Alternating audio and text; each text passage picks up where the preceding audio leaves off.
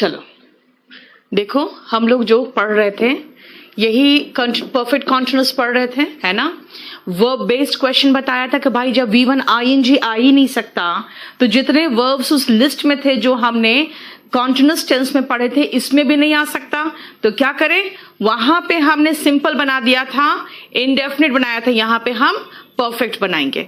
फिर tense based question बताया था आपको, फॉर और सिंस का यूज भी बता दिया था, देखो तुम, है ना, फॉर और सिंस का भी हमने यूज बता दिया था। अब देखो, पहले तो फॉर और सिंस का यूज क्लियर है कि नहीं, पहले ये देख लो किस पेज तक हो गया था, बता दो पहले फटाफट, हम लोग कहां तक कर चुके थे।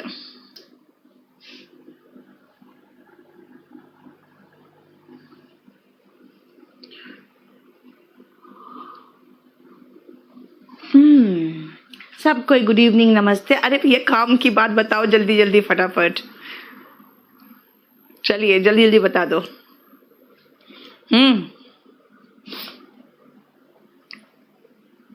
अच्छे से समझ में आ रहा है ना राजीव, रंजन, देख रहे हो, सब कुछ डिटेल में आप लोगों को प्रोवाइड कर दे रहे हैं। बस मुझे जल्दी फटाफट पेज नंबर बता दो ताकि हम कंफर्म्ड रहे, क्योंकि मुझे जहां तक पता है फॉर सिंस हो चुका था लास्ट क्लास में। सिंस सिंपल पास्ट के साथ क्यों नहीं लगता बेटा? सिंपल पास्ट के साथ इसलिए नहीं लगता है क्योंकि कल मैं आई थी, तो आई केम यस्टरडे।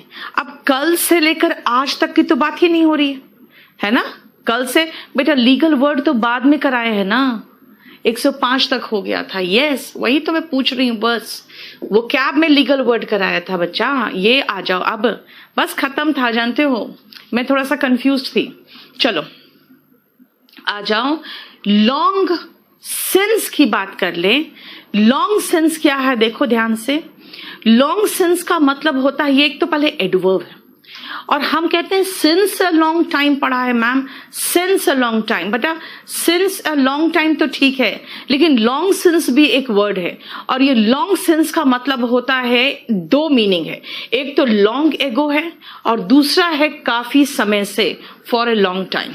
ठीक है, फॉर ए लॉन्ग टाइम और लॉन्ग एगो, ये दोनों वर्ड हैं। अब इसको जरा ध्यान से समझना क्या है कि जब भी हम बात करते हैं लॉन्ग सिंस का, तो हमें याद रखना चाहिए कि एक तो पहले इसका पोजीशन क्या है। ठीक है, इसका पहले हमें पोजीशन पता होना चाहिए। दूसरा, नहीं बेटा सिंस तो करा दिया था, सिंस तो बता दिया था कि पास्ट पॉइंट ऑफ टाइम की बात करते हैं तो सिंस होता है। ठीक है, अब आओ, फॉर अ लॉन्ग टाइम का मतलब काफी समय से, कहां पोजीशन है वो बहुत इंपॉर्टेंट है इसका। देखो जरा ध्यान से इसका position, promises were long since forgotten, helping verb के बाद और मेन वर्ब के पहले है। जानते हुए ऐसा एडवर्ब है जिसका पोजीशन हेल्पिंग वर्ब के बाद और मेन वर्ब के पहले है।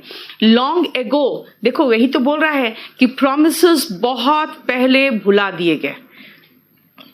Next, for a long time, काफी समय से, we have long since been bosom friends. Bosom friends का मतलब होता है जिगरी दोस्त। ठीक है ना, और जरा ध्यान से देखो, हैव हेल्पिंग वर्ब है और बीन यहां पर मेन वर्ब है, क्योंकि देखो बीन के अलावा तो कोई वर्ब्स दिख नहीं रहा, आपको कोई वर्ब नहीं दिख रहा है ना, तो ये बीन मेन वर्ब है। लॉन्ग सिंस अगेन देखो एडवर्ब ऐसा है जो हेल्पिंग वर्ब और मेन वर्ब के बीच में आता है। बोलो कोई प्रॉब्लम? ठीक है, अक्षय पीओ का पेपर मैं पीओ में करवा रही थी, कल आपका भी ओपन कर दिया था मैंने कि देख लो पीओ के पेपर्स कैसे होते हैं, बस इसीलिए, अदरवाइज आपको कंफ्यूज करने का मेरा कोई इरादा नहीं रहता। चलो, वो भी मैंने एयरफोर्स वाले को नहीं खोला था, नहीं तो और घूम जाते। चलिए आ जाओ, आई विल रीच होम टुमारो, यहां तक तो हो गया। लॉन्ग सिंस और लॉन्ग सिंस का हमने दोनों मीनिंग बता दिया कि काफी समय से वो जिगरी दोस्त रहे हैं, तो for a long time meaning निकल रहा है इसका। ठीक है, नेक्स्ट आओ, I will do it by today. नहीं Rishabh, I will do it by today में फ्यूचर परफेक्ट इसलिए नहीं लगा रहे हैं क्योंकि मैं कह रही हूं कि आज मैं ये खत्म कर दूंगी, खत्म हो चुका होगा जैसा कोई भी वर्ड नहीं है। ठीक है, अब आओ फ्रॉम का इस्तेमाल जरा ध्यान से देखना। हम सिंस का देख चुके, लॉन्ग सिंस का देख चुके, अब जरा फ्रॉम का देखो। आई will reach home tomorrow in the evening. देखते हो घर अब जब जाते हो तो आपकी माँ सुबह से इंतजार कर रही होती है, उनको पता होता है आज मेरा बेटा आने वाला है ना, आज मेरी बेटी आने वाली है, सुबह से इंतजार कर रही होती है। जब लॉन्ग एगो का मतलब बेटा बहुत पहले, लॉन्ग एगो का मतलब ये पास्ट है ना, पहले, बहुत पहले। लेकिन उनको पता होता है कि शाम को पहुंचोगे, लेकिन वो सुबह से आपका इंतजार कर रही होती है। उनको पता होता है शाम को पहुंचोगे, लेकिन सुबह से इंतजार कर रही होती है।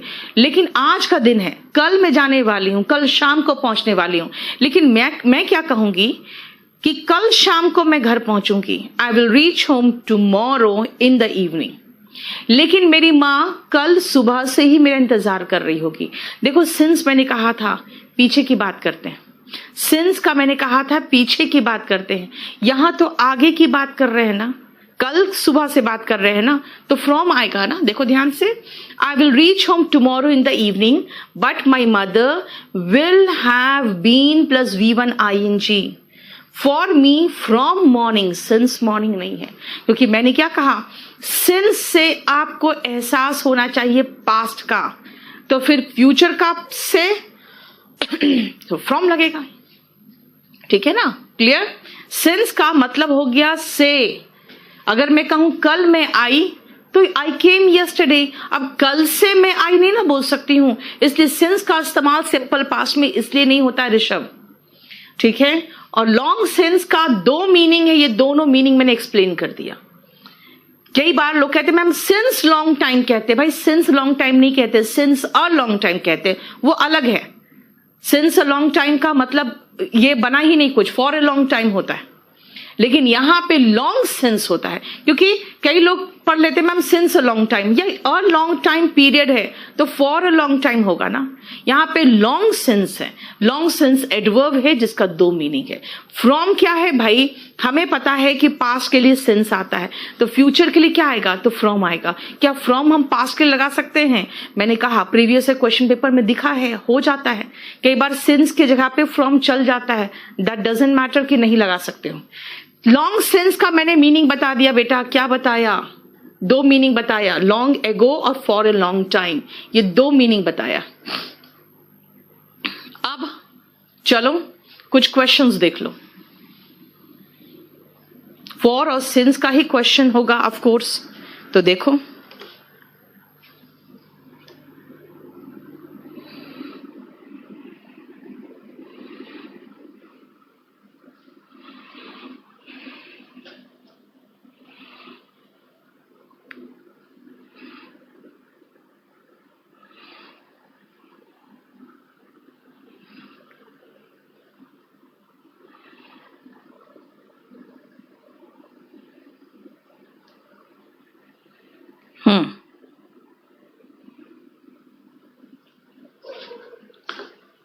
ठीक है, he will have been playing from 5 o'clock। ठीक है अजनीश, बिल्कुल सही है।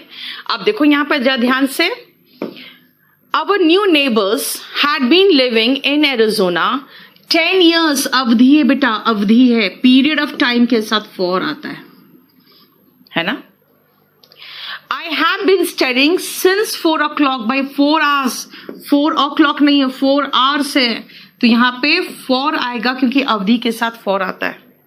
I have known him 2 years से, तो since नहीं, for 2 years होगा।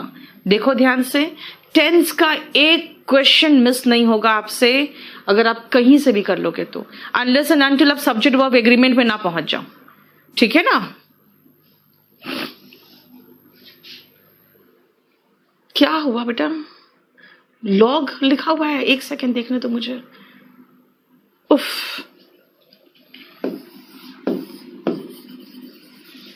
इतना ज्यादा टाइपिंग मिस्टेक होता है ना इसमें।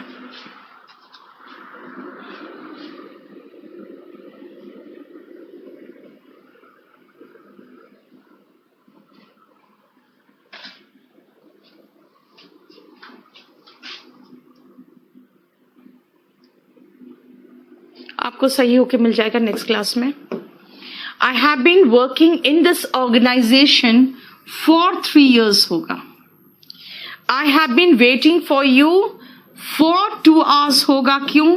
क्योंकि जहां पे 2 hours, 3 years, 5 months, 10 years ये सब क्या होगा, इनके साथ for आता है. ठीक है. यस, हमारे बुक के सारे क्वेश्चंस आराम से हो जाएंगे बेटा, बाकी बुक्स के भी हो जाएंगे, खाली सब्जेक्ट वर्ब एग्रीमेंट उठा मत लेना बस. Vipul has been suffering from fever for 7 days होगा, यहां पर भी अवधि है. She has been complaining about headache from morning. देखो बेटा बात क्या है ना, फ्रॉम मॉर्निंग यहां चलता, लेकिन हमें अच्छे से पता होना चाहिए कि पास्ट के लिए हम सिंस लगाते हैं. हालांकि एसएससी कई बार पास्ट के लिए फ्रॉम भी लगा देती है. Neeta served as president of the Oceanara club 10 years, for 10 years. ठीक है. ओशिनारा क्लब ऐसा क्लब है ना, इसका जब मैं लॉ प्रैक्टिस कर रही थी तो हाई कोर्ट में ऐसी हालत हो गई थी कि इस क्लब का केस आया था एक, और एक कोर्ट में जाता तो वहां का जज कहता, क्योंकि जजेस क्या है ना, जजेस कभी भी जो जहां के मेंबर होते हैं या रिलेशन होता है या रिलेटिव होते हैं वहां का केस वो नहीं लड़ सकते, वहां का केस उनके कोर्ट में नहीं जा सकता. तो हुआ क्या, ओशिनारा क्लब का जब भी केस आता तो जज कह देता सीधा कि I am a member of this club, I can not take up this case. ये केस लगभग 8 से 10 कोर्ट भटकता रहा, क्योंकि इसको लड़ने वाला कोर्ट में ही प्रेजेंट नहीं हो पा रहा था इसका केस. ठीक है. क्या बोल रहे हो? हाँ, अवधि वही मैंने कहा बेटा, पीरियड ऑफ टाइम के लिए. जब मैंने बार बार कहा है पीरियड ऑफ टाइम के लिए फॉर, और पास्ट पॉइंट ऑफ टाइम के लिए सिंस होता है ना. देखो 10 years पीरियड ऑफ टाइम है, लेकिन ये पास्ट पॉइंट ऑफ टाइम है, सिंस लगा दिया. 7 days से पीरियड ऑफ टाइम है. ठीक है. नेक्स्ट आओ, फिर से देखो, I have been living in Delhi many years, for many years होगा ना. My nephew has been in hospital, nephew नहीं कहते बेटा, इसको नेव्यू कहते हैं, है ना, भतीजा. सिंस 4 weeks, नहीं सिंस नहीं, फॉर 4 weeks होगा. ठीक है. और ये जो मम्स है वो बीमारी का नाम है. ठीक है. मम्स जो है ये बीमारी का नाम है, याद रखना. गलफेड़ा जो बीमारी होता है ना उसको मम्स कहते हैं. ठीक है बेटा. वो क्या हम वॉल्यूम 1 से नहीं करा रहे, वो कैब हमारी कोशिश पूरी यही है कि आपको जो वो कैब में कराऊं वो रूट से पूरा हो जाए, और एक और तरीका होता है, वो होता है सिर्फ याद करने का, वो आप करते रहो अपने आप. ठीक है ना. हम रूट से करवा रहे हैं आपको मैक्सिमम. हाँ, बीच बीच में प्रीवियस क्वेश्चन पेपर को ऐड कर रहे हैं. ठीक है. नेक्स्ट आओ, mister Sharma has been living in this city for 5 years है ना भाई, फॉर आएगा, देख लो. प्रीवियस क्वेश्चन पेपर्स बहुत आसान होते बेटा. ठीक है. पास्ट पॉइंट ऑफ टाइम, क्योंकि सिंस का मतलब ही आपको एहसास होना चाहिए. जैसे सुनोगे सिंस 7 o'clock, तो सिंस 7 o'clock आपको 7 बजे, यानी कि आने वाला 7 बजे शाम की बात नहीं हो रही है, जो बीत गया उसकी बात हो रही है. ठीक है ना. खत्म. हम लोगों ने टेंस फिनिश कर लिया है, और इसके क्वेश्चंस आप वॉल्यूम 1 से खत्म कर लो, बाकी मैं आपको प्रोवाइड कर दूंगी टेंस के क्वेश्चंस. ठीक है. मैं योगिंदर, मैं शॉर्ट पढ़ा भी नहीं पाती हूँ, जिसके कारण मेरा सिलेबस थोड़ा खिंच जाता है. क्या बोल रहे हो? 9th में ऑप्शन मिस्टेक है. हाँ तो ठीक तो है, मिस्टेक नहीं, मिस्टेक नहीं बेटा. इसमें कहा है कि आंसर कौन होगा, तो आंसर आपका ये है गलत. ये सेंटेंस इंप्रूवमेंट नहीं है ना. ठीक है. 3rd में 10th में यही सेंस गलत है, तो डिटेक्टिंग एरर में आपसे पूछा जाता है कि ऑप्शन कौन सा गलत है. हाँ हर्ष, मैंने LLB किया हुआ है दिल्ली यूनिवर्सिटी से, कैंपस लॉ सेंटर से. वो क्या बेटा, वॉल्यूम 1 एंड वॉल्यूम 2 पूरा कर लो शालिनी, तो वो क्या अच्छे से कवर हो जाएगा. ठीक है. Since plus point of time बेटा, past point of time. For is a period of time. हाँ, श्योर टाइम वाली बात नहीं कहोगे. अगर मैं कहूंगी फॉर सेंचुरीज, यहां कौन सा श्योर है टाइम का, लेकिन फिर भी फॉर आया ना, क्योंकि पीरियड ऑफ टाइम है. क्लियर हो गया. हम लोगों ने टेंस खत्म कर लिया है, ये ध्यान रखना. और टेंस से रिलेटेड मैं आपको क्वेश्चंस प्रोवाइड कर दूंगी, लेकिन उसके लिए बहुत मत हड़बड़ाना, क्योंकि मैं अभी बहुत ज्यादा हमारा काम चल रहा है, बहुत मुश्किल हो गया क्योंकि बहुत ज्यादा काम हो गया है। ठीक है, आप अतुल अभी तो वॉल्यूम 1 से करके रखो, बाकी मैं पूरा कंप्लीट आपको दे दूंगी। ठीक है, प्रीवियस क्वेश्चन पेपर्स, लेकिन बहुत मत हड़बड़ाना, क्योंकि अभी थोड़ा सा दिक्कत इसलिए हो रहा है ना बेटा, क्योंकि आज 3 बैचेस होते हैं, कल 3 बैचेस होते हैं, और जब से ये, हाँ वो सिर्फ एरर मार्क करना था सुनील। ठीक है, और प्रॉब्लम क्या है ना कि जब से ये लॉकडाउन हुआ है तब से मैंने ये सब बनाना शुरू किया है। तो तुम सोचो आज के 3 बैचेस प्रिपेयर, यानी सुबह से उठ के 3:30 बजे तक मैं एकदम थक जाती हूँ, क्योंकि इतना काम करना पड़ता है। उसके बाद 3:30 से फिर क्लास शुरू होता है, तो इसीलिए थोड़ा सा सब्र रखना, वरना क्वेश्चन टैग में मैं पूरा क्वेश्चन उठा के लेके आ गई।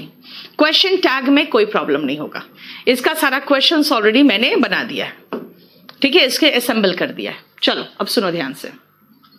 राहुल नहीं जानते हो, आप लोग कहते हो बेटा वॉल्यूम 1 नहीं है। एक चीज जानना, वॉल्यूम 1 एक तरह का बाइबल हो गया है बेटा एसएससी के लिए, इसीलिए वो खरीद ही लो तो बेटर रहता है। बच्चों के पास अगर रहता है ना, तो अगर वो भी पढ़ लेते हैं तो भी ठीक ठाक करके आ जाते हैं, काफी अच्छा करके आ जाते हैं। और मैं जो वोकैब 1 to 20 कर रही हूँ हर्ष, याद रखना, इसमें प्रीवियस ईयर का मेंस का भी काफी क्वेश्चंस मैंने ऐड कर दिया है, यानी 2018 का ऐड किया हुआ है।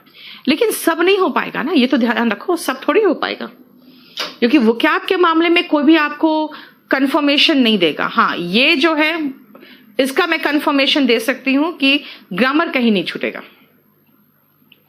ठीक है, और कोई इसी तरह का कोई बात हो तो मुझे आप सजेशन दे देना, कोई इश्यू नहीं। बाकी मैं पूरा कंप्लीट आपको प्रीवियस से क्वेश्चन पेपर असेंबल करके दे दूंगी। थोड़ा सा ध्यान रखो कि आप लोग का ही काम में बिजी हूं, क्योंकि क्वेश्चन टैग बिल्कुल तैयार करना डिफिकल्ट होता है, जानते हो। ये बहुत लोग इसलिए नहीं देते हैं क्योंकि एक क्लास में 10 क्लास का मेहनत पड़ जाता है।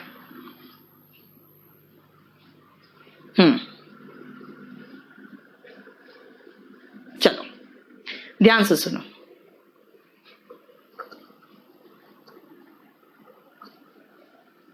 आजा, a short question following a sentence is called a question tag। ध्यान से सुनना। मैं उम्मीद करती हूं कि टेंस आपको समझ में आ गया होगा, है ना? देख रहे हो मैंने क्या पूछा, कि मैं उम्मीद करती हूं टेंस आपको समझ में आ गया। अगर मैं ऐसे कहूं टेंस आपको अच्छे से समझ में आ गया होगा, है ना? ये है ना, जो है ना, वही question tag. So what is question tag? मैंने एक सेंटेंस बोला कि आपको टेंस अच्छे से समझ में आ गया है ना? तो यही तो क्वेश्चन टैग है। ठीक है, थैंक यू सो मच आराधना। अब ये ध्यान से सुनना, थैंक यू विक्रांत। चलो देखो ध्यान से, वर्ब का मेघना बन चुका है, प्रूफ रीडिंग भी हो गया, एक फाइनल प्रूफ रीडिंग करके मैं दे दूंगी। ठीक है, सुनो, क्वेश्चन टैग क्या है? मैंने कहा आपको समझ में आ गया होगा, है ना? ये है ना क्वेश्चन टैग है। कहां पर आया? मैंने एक सेंटेंस बोला, उसके बाद है ना लगाया। ये है ना, 2 ही तो वर्ड है, तो क्या है? टैग की तरह है ना। आप सोचो, इतना बड़ा कपड़ा जब खरीद के आप लाते हो तो पीछे एक छोटा सा टैग लगा रहता है जिसको आप प्राइस टैग कहते हो, है ना? एक छोटा सा टैग लगा रहता है जिसको आप प्राइस टैग कहते हो। तो उतना ही छोटा सा ही होना चाहिए, तभी तो टैग वर्ड कहलाएगा। और वो टैग क्या है? क्वेश्चन है, तो क्वेश्चन टैग कहलाएगा। एक काम करो, ये जितने मैसेजेस आ रहे हैं ना, सबका स्क्रीनशॉट मारो और मुझे आप भेज देना, क्योंकि मैं अब इधर बहुत तेजी से नीचे जा रहा है, मैं पढ़ा नहीं पाऊंगी नहीं तो। ठीक है, अब सुनो ध्यान से, ये जो शॉर्ट क्वेश्चन है ये क्वेश्चन टैग कहलाता है, जो किसी वाक्य के पीछे होता है। जैसे अब ध्यान से, बहुत ध्यान से देखना मैंने क्वेश्चन टैग कैसे बनाया। राम इज कमिंग, कमिंग तो मेन वर्ब है, मेन वर्ब है, तो ये हेल्पिंग वर्ब उठ के यहां लगा। People do not vote, do यहां हेल्पिंग वर्ब है, वोट तो मेन वर्ब है, हम मेन वर्ब को तो छू ही नहीं रहे। डू, यहां पर डू है। चिल्ड्रन लव आइसक्रीम, ये कौन सा टेंस है भाई? ये है वर्ब का फर्स्ट फॉर्म। वर्ब का फर्स्ट फॉर्म होता है I teach, I do not teach, है ना? I teach, I do not teach. यानी यहां पर जब मैं इसको देख रही हूं तो मुझे हेल्पिंग वर्ब डू याद आएगा। पीपल वोट, अगेन V1 है, तो V1 है तो अगेन मुझे डू याद आएगा। And I do not know, तो डू तो है ही, लो। यानी ये तीनों में V1 दिख रहा है, V1 दिख रहा है, तो तीनों का हेल्पिंग वर्ब डू होगा। अब आ जाओ वापस ऊपर। इस था, मैंने इस लगाया, डू है तो डू लगाया। यहां पर हेल्पिंग वर्ब हमने खोज निकाला तो डू लगाया। यहां पे भी याद है हमें कि हाँ सिंपल प्रेजेंट टेंस में डू लगता है, तो हमने डू लगाया। और यहां पर तो डू दिख ही रहा है तो डू लगा दिया। यानी मेन वर्ब से हमें ज्यादा कोई काम नहीं है, हमें हेल्पिंग वर्ब से काम था। नेक्स्ट पॉइंट सुनो। सेंटेंस पॉजिटिव था, क्वेश्चन टैग नेगेटिव है। सेंटेंस नेगेटिव है, क्वेश्चन टैग पॉजिटिव है। सेंटेंस पॉजिटिव है, क्वेश्चन टैग नेगेटिव है। सेंटेंस पॉजिटिव है, ये नेगेटिव है। यहां पे ये नेगेटिव है तो ये पॉजिटिव है। यानी पहला पॉइंट, वाक्य और क्वेश्चन टैग। अभी रुको ना बेटा, क्यों आगे बढ़ रहे हो अक्षय? वाक्य और क्वेश्चन टैग एक ही टेंस में होना चाहिए, निकाल लिया हमने। दूसरा, वाक्य पॉजिटिव है तो क्वेश्चन टैग नेगेटिव था, ये भी निकाल लिया। तीसरा पॉइंट, यहां राम है, यहां पीपल है, यहां चिल्ड्रन है, लेकिन राम के लिए ही आया, पीपल बहुवचन है इसलिए दे आया, और चिल्ड्रन भी बहुवचन इसलिए दे आया। इसका मतलब है कि नाउन चाहे कुछ भी हो, क्वेश्चन टैग में आएगा तो प्रोनाउन ही आएगा। यानी तीसरा पॉइंट, हमेशा प्रोनाउन ही लगाना है। ठीक है। चौथा पॉइंट, जरा फिर से ध्यान से देखो। हमने एक काम तो किया कि मैंने यहां पे डू नॉट लगा दिया, ठीक है, डोंट भी चलता, आपकी मर्जी है ना, लेकिन यहां पे मैंने डू नॉट नहीं लगाया, डू दे नॉट नहीं लगाया। यानी क्वेश्चन टैग में मैंने फुल कोशिश की है कि हेल्पिंग वर्ब और नॉट का कॉन्ट्रैक्टेड फॉर्म लगाए। अब ऐसा क्यों किया, खुद सोचो। मैंने कहा टैग, इतने बड़े कपड़े का इतना छोटा सा टैग होता है, यानी इतने बड़े सेंटेंस का छोटा सा क्वेश्चन टैग होगा। क्वेश्चन टैग बनाने का सबसे अच्छा तरीका क्या होगा भाई? इतने बड़े बड़े नाउन हो सकते, छोटा भी नाउन हो सकता था, लेकिन और बड़ा नाउन हो सकता था। लेकिन प्रोनाउन कितना बड़ा होगा मैक्सिमम?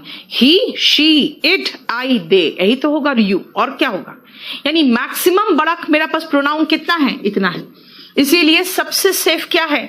नाउन कितना भी बड़ा हो सकता है, लेकिन प्रोनाउन तो इससे बड़ा तो होगा ही नहीं। यानी कि टैग रखना है, छोटा रखना है, तो छोटा रखने के लिए क्वेश्चन टैग में हमेशा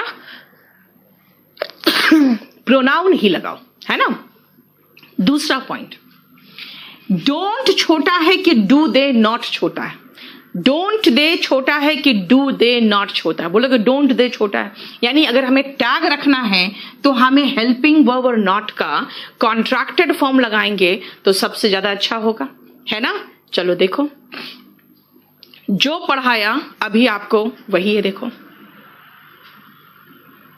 सुमन एयरफोर्स एक्स ग्रुप का मैथ्स 28 तारीख आज है ना, आज ही तो शुरू होना चाहिए था। 27 है आज, कल ही तो 28 है, कल शुरू होगा ना।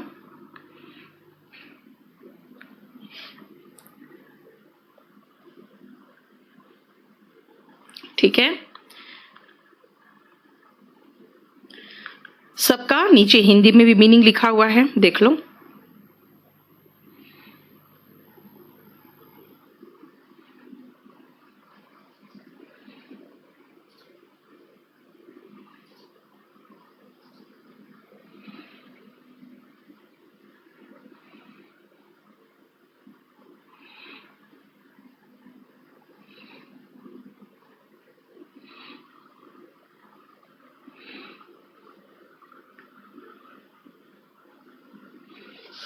बैच जरा पता करो कौन सा है बैच। ठीक है, चलो हो गया। अब सुनो ध्यान से। अब आप कहोगे मैम क्वेश्चन टैग बनाने का रीजन क्या है? क्वेश्चन टैग का देखो, मैंने आपको जो समझाया है वो देख लो, इसमें से कोई इश्यू हो तो बताओ। जो मैंने पढ़ाया वही लिखा है। Tense of the sentence and question tag must be the same. If the sentence is positive, the question tag is negative and vice versa. Question tag takes helping verb and pronoun. है ना, helping verb and pronoun, और उसके बाद ये question mark भी है, इसीलिए इसको गलत मत समझना, ये सही है, बस खाली यहाँ पे ऐसे इन्वर्टेड कॉमा होता तो आपको समझ में आता। ठीक है, हेल्पिंग वर्ब प्लस प्रोनाउन और क्वेश्चन मार्क, बस ये लेगा। ठीक है, और नेक्स्ट पॉइंट में आओ।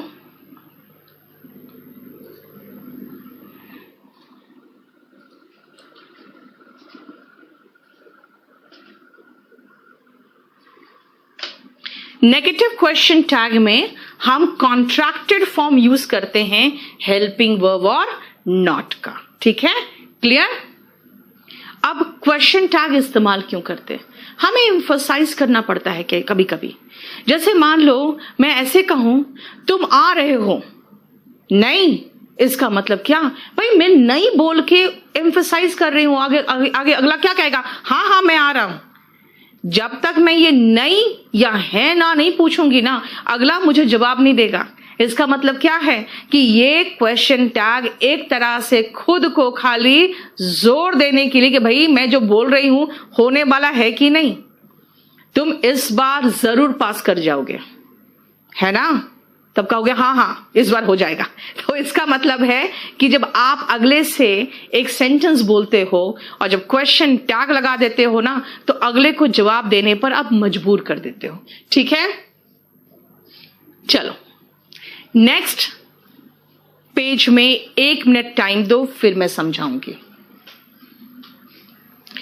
अनुभव जो मैथ्स और हिंदी आपके टीचर हमारे YouTube चैनल में ले रहे हैं, उनमें से ही कोई होगा बेटा। इतना भारी भरकम क्यों ले आते हो?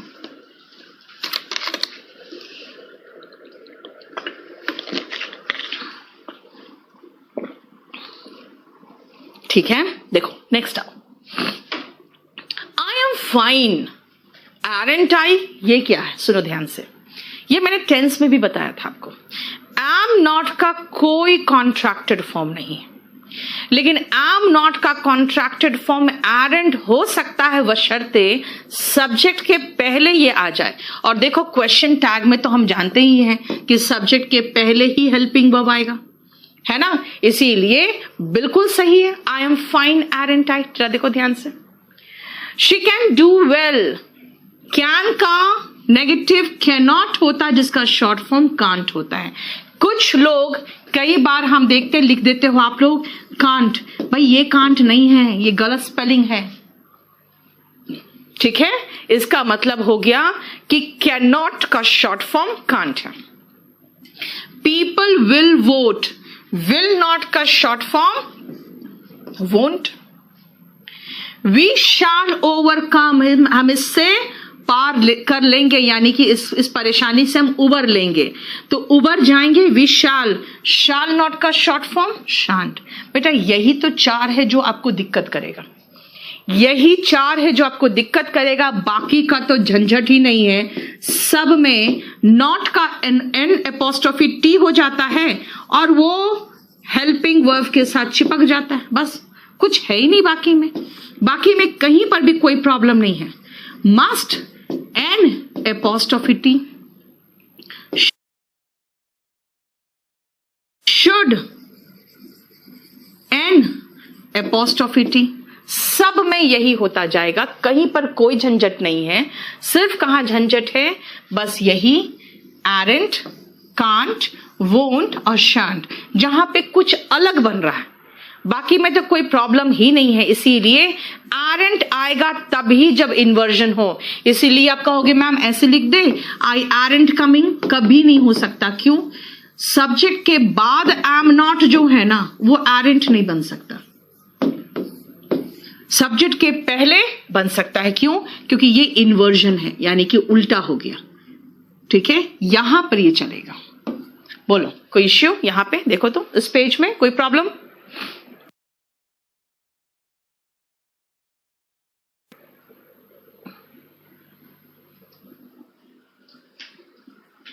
थैंक यू करण, क्लियर हो गया? बेटा क्वेश्चन कैसे आते हैं थोड़ा सा वेट करो ना, सब बताऊंगी मैं। इस पेज को जरा देखो, फिर मैं आपको समझाऊंगी।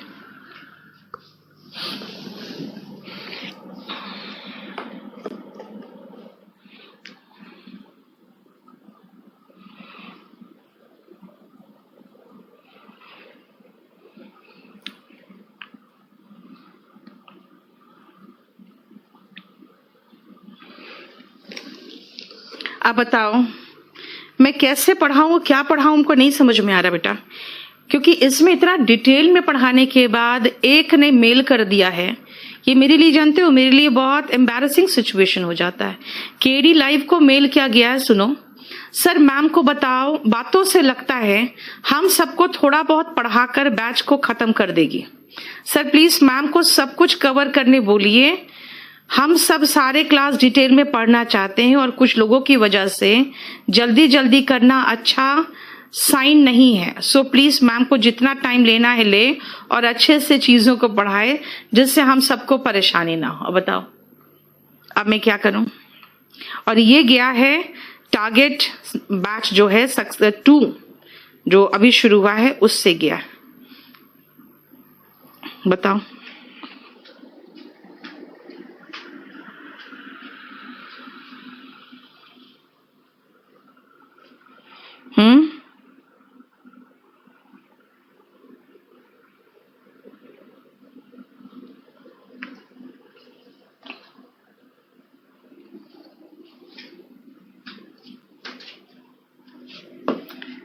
चलो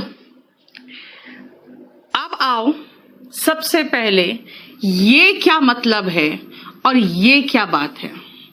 अभी यही चीज तो मैंने पीछे भी कराया था। सबसे पहले देखो, she has is the helping verb, do did done, ये डन मेन वर्ब का थर्ड फॉर्म है।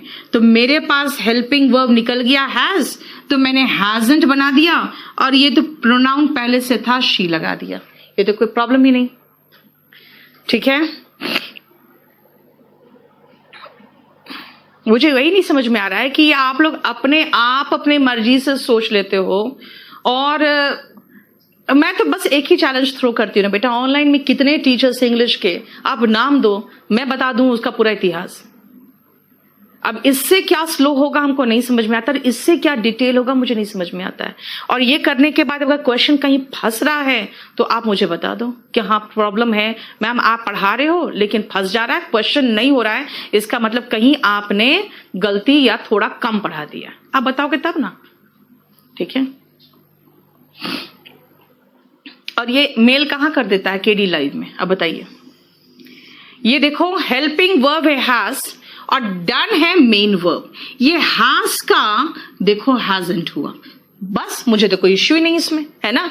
लेकिन यहां आओ, ये सब्जेक्ट है, इकलौता ये वर्ब है, इकलौता वर्ब है क्योंकि ए तो नाउन के साथ आता है, आर्टिकल नाउन के साथ आता है। इसका मतलब ये इकलौता वर्ब है हैव। अगर इकलौता वर्ब है, 6 का मीनिंग, रुक जाओ मैं सब मीनिंग बता दूंगी। अगर ये इकलौता वर्ब है तो इकलौता वर्ब क्या होगा, हेल्पिंग वर्ब की मेन वर्ब। तो इसका मतलब है अगर इकलौता वर्ब है तो ये मेन वर्ब है। अब मेन वर्ब क्या है, हैव। हैव किस में आता है, जरा ध्यान से देखो तो हैव किस कैटेगरी में फॉल करेगा, बताओ तो। हैव इस कैटेगरी में तो फॉल नहीं करेगा, हैड नहीं है, हैव है, V1 है। अगर हैव इकलौता वर्ब है और वर्ब का फर्स्ट फॉर्म है तो हेल्पिंग वर्ब क्या होगा, डू होगा। खुद सोचो ना, आई हैव अ कार का नेगेटिव क्या होगा, आई do not have a car, यही ना होगा। तो डू हेल्पिंग वर्ब है। चलो अगर नहीं पता तो मैंने इसीलिए बना दिया ये टेबल कि भैया नहीं जानते हो तो टेंस पढ़ो, है ना। टेंस में क्या पढ़ते हैं, I know, I do not know. He knows, he does not know. He knew, he did not know. है ना, he did not know. इसका मतलब है कि हमको टेंस आते हैं तो ये आना चाहिए। और फिर भी अगर अटकोगे तो हमने एक टेबल बना दिया कि हमें V1 दिखाई दिया, हम समझ गए हेल्पिंग वर्ब डू है। देखो हमने डोंट आई बनाया। अब शी हैज किस में आएगा भाई, हैज हैव का SES फॉर्म है तो उसका हेल्पिंग वर्ब क्या है, डस। इतना तो हमें पता होना चाहिए टेंस पढ़ने के बाद। She has a doubt, she does not have a doubt, है ना। She has a doubt, she does not have a doubt. इसका मतलब क्या हुआ कि she does not have, does है हेल्पिंग वर्ब, डज नॉट का शॉर्ट फॉर्म डजंट। देखो अब मैं कहूं शी वर्क्स हार्ड तो शी वर्क्स किस में आ रहा है, इसी में आ रहा है वर्क्स, तो she does not work hard. चलो मैं एक क्वेश्चन आपको दे दूं पास्ट से, पास्ट से कहीं है क्या क्वेश्चन? देख ले तो। हाँ है, तो बहुत सारे सेंटेंस है, इसीलिए मुझे लिखने की जरूरत ही नहीं है। ठीक है, पहले ये पेज को देखो, बताओ क्या डिफरेंस है। डिफरेंस 6 और 7 में क्या है? 6 कह रहा है कि उसने होमवर्क कर लिया है, ये हेल्पिंग वर्ब है, और डन मेन वर्ब है। हमें तो क्वेश्चन टैग में हेल्पिंग वर्ब चाहिए ना, आ गया। लेकिन भाई यहां पर ये प्रोनाउन है, ये आर्टिकल है, ये नाउन है, तो सेंटेंस में खाली यही वर्ब है। इकलौता वर्ब जो होता है वो मेन वर्ब होता है। अगर इकलौता वर्ब है तो वो मेन वर्ब है, अगर इकलौता वर्ब है तो मेन वर्ब है। तो फिर हेल्पिंग वर्ब क्या है? V1 है तो हेल्पिंग वर्ब डू होगा, SES वाला है तो हेल्पिंग वर्ब डस होगा। तो देख लो 7 नंबर नहीं समझे? 7 में मैंने क्या कहा, आप मुझे ये बताओ, यहां पे ये आई है सब्जेक्ट, हैव मेन वर्ब है, और ए आर्टिकल होता है और कार होता है नाउन। भाई ये ऑब्जेक्ट हो गया कुल मिला के, तो हमारे पास तो ये मेन वर्ब है, हेल्पिंग वर्ब तो है ही नहीं। और हमने क्या सीखा है? नहीं होगा पवन, बिल्कुल नहीं होगा, ध्यान रखना। उसका रीजन ये है कि आपको हेल्पिंग वर्ब चाहिए, मेन वर्ब नहीं। हैव का की तरह सिंगुलर, यस, हैज के साथ बेटा डज लगेगा, क्योंकि हैज जो है ना, हैव का सिंगुलर फॉर्म है हैज, है ना। याद रखना, आप जब हैव पढ़ते हो तो हैव और हैज पढ़ते हो ये प्लूरल फॉर्म में, और ये प्लूरल वर्ब में, और ये सिंगुलर वर्ब में। ये सिंगुलर फॉर्म है, ये SES वाला फॉर्म है। ठीक है, चलो इस पेज को ध्यान से देखो। विकी, मैंने इसलिए कहा कि जब आप डॉक्टर और टीचर के पास जाते हो तो आपके पास कोई उपाय नहीं है, आपको ब्लाइंडली उनको फॉलो करना पड़ेगा। और मैंने तो आपको पूरा छुट्टा दे रखा है, पूरा प्रीवियस क्वेश्चन पेपर आपको दे दूंगी, अगर नहीं हो तब मुझे बताना।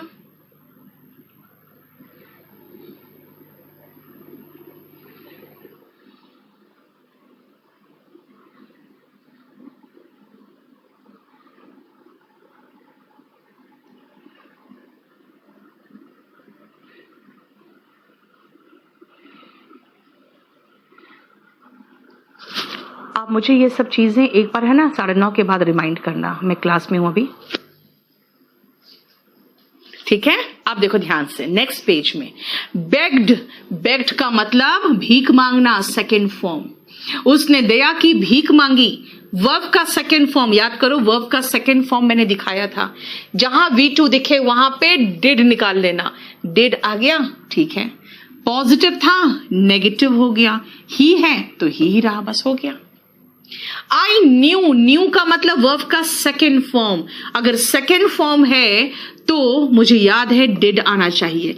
पॉजिटिव है, नेगेटिव है, आई है, आई लग गया। चलो,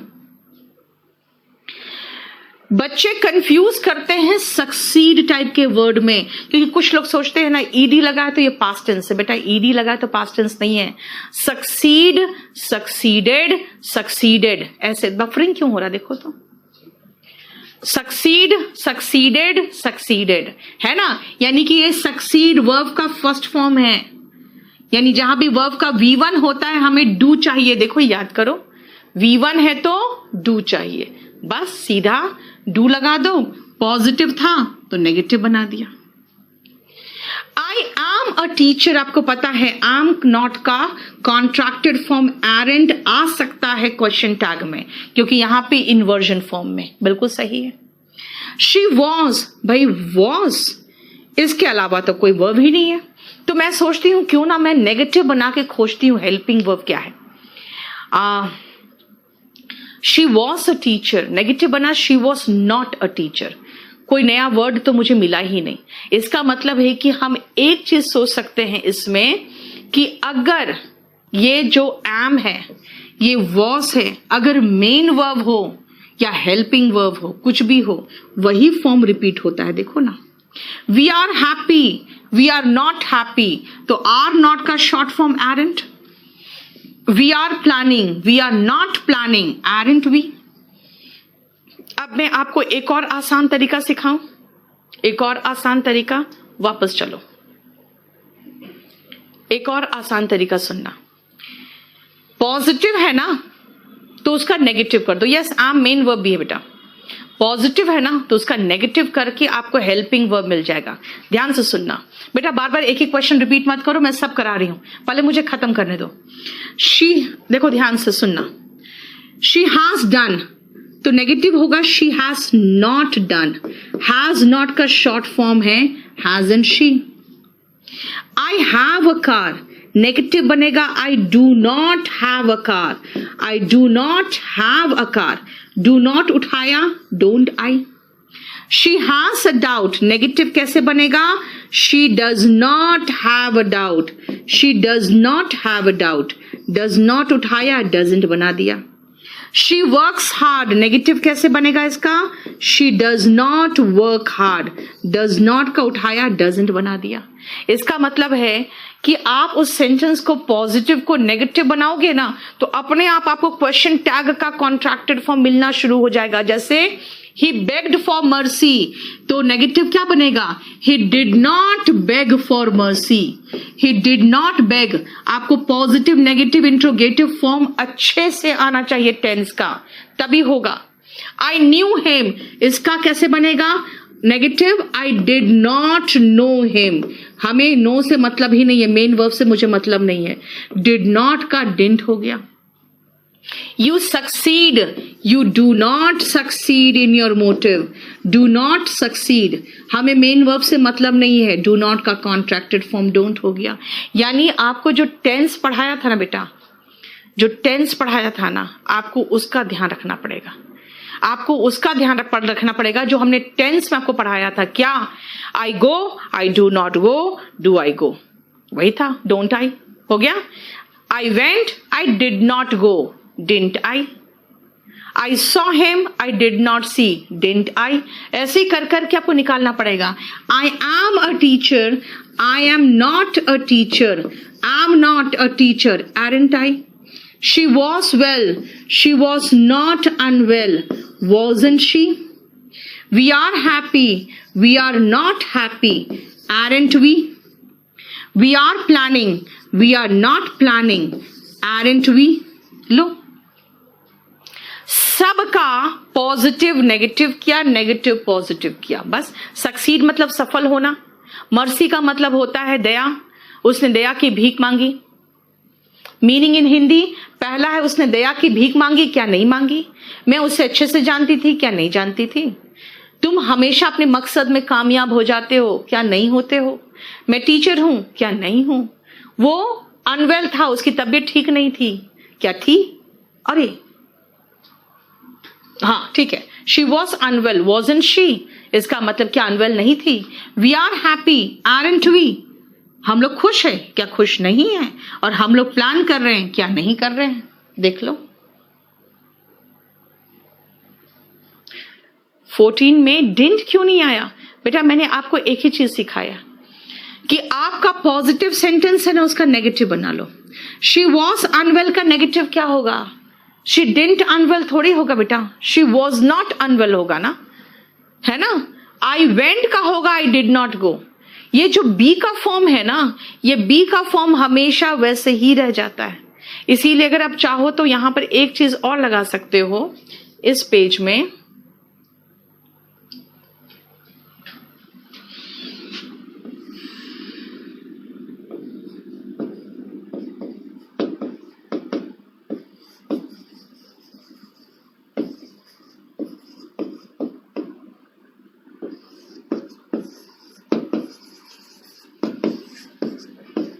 In question tag, same form.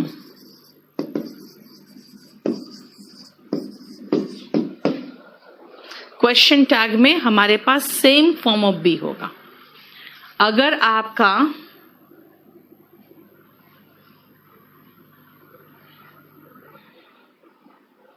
देख लो, अगर फॉर्म ऑफ बी है तो बेटा क्वेश्चन टैग में आपको दिमाग चलाने की जरूरत इसलिए नहीं है क्योंकि उसका नेगेटिव भी बनाओगे ना तो सेम फॉर्म ऑफ बी आएगा। क्या?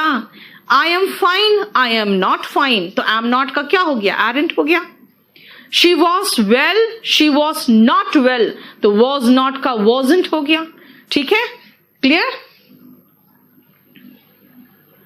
अब ये पॉइंट हमारा क्लियर इसलिए कराना जरूरी था क्योंकि लोग सोचते हैं ना, अच्छा ठीक है आर है तो आरेंट कर दो, हैज है तो हैजंट कर दो। बेटा हैज है तो हैजंट कर दोगे ना तो गड़बड़ इसलिए हो जाएगा क्योंकि यहाँ पे तो हैज हेल्पिंग वर्ब है, उसका कर दिया अच्छा है, लेकिन यहाँ पर मेन वर्ब है और मैंने पहले ही सिखा रखा है आपको, पहले ही सिखा रखा है कि क्वेश्चन टैग में हेल्पिंग वर्ब आता है, ठीक है, हेल्पिंग वर्ब आता है। लेकिन अगर हम ये भी कह सकते हैं इस पेज में कि हेल्पिंग वर्ब आता है, ठीक है, takes helping verb and pronoun except be form. Be का फॉर्म हेल्पिंग वर्ब हो या मेन वर्ब हो, वो हमेशा वही आएगा, आप ये कर सकते हो।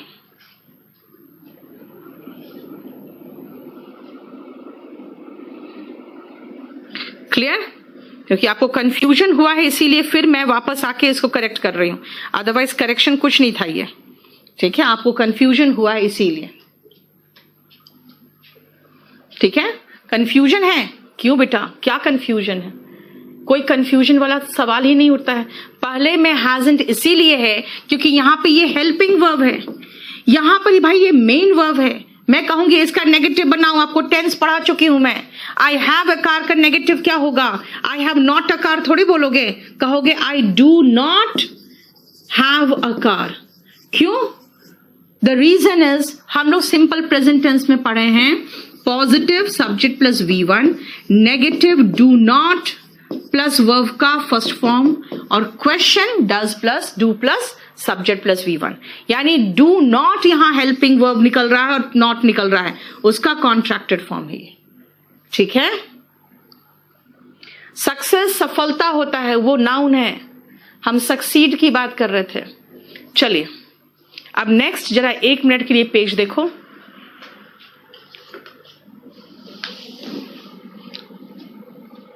टेंस हमारा positive negative interrogative complete clear होना चाहिए।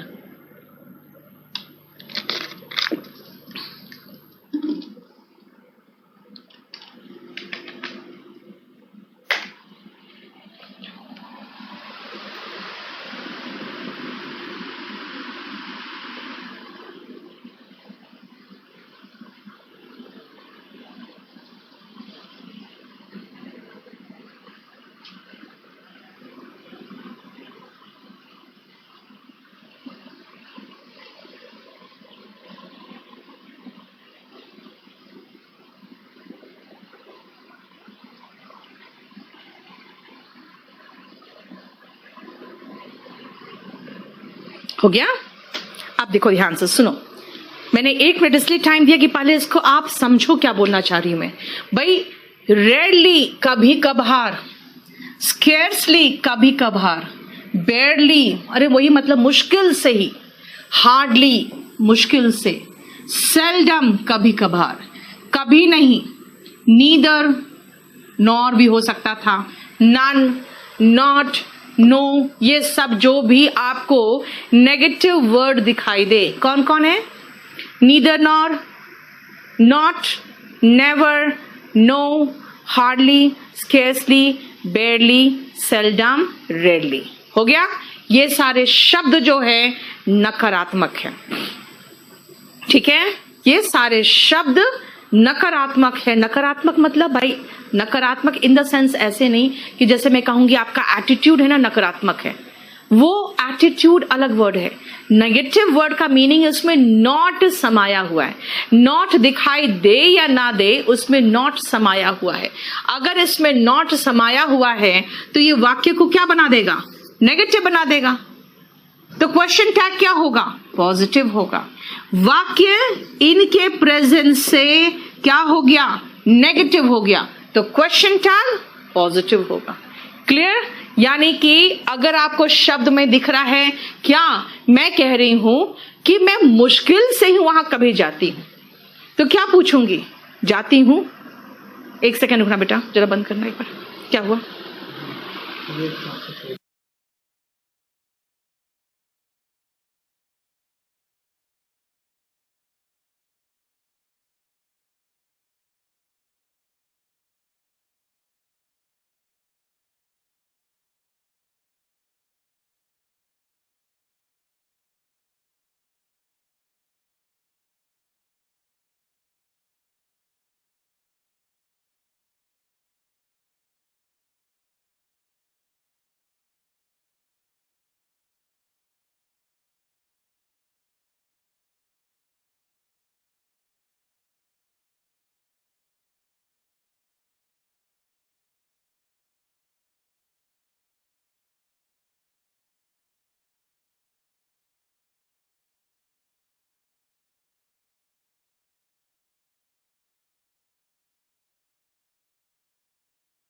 वो मुश्किल से,